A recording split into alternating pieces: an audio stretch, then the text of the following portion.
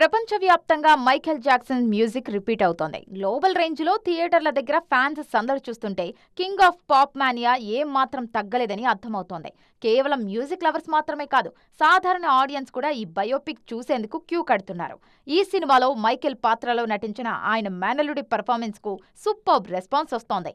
అచ్చం మైఖేల్ ను చూసినట్టే ఉందంటూ క్రిటిక్స్ సైతం ప్రశంసలు కురిపిస్తున్నారు. బాడీ లాంగ్వేజ్ నుంచి డాన్స్ మూమెంట్స్ వరకు ప్రతి విషయంలోనూ మేనల్లుడు మైఖేల్ కు ప్రాణం పోశాడని ఫ్యాన్స్ ఫుల్ ఖుషి అవుతున్నారు.